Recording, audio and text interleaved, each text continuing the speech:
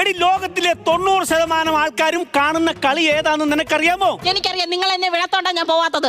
അന്ന് ഏത് കളിയാ? കൈകൊട്ടി കളി.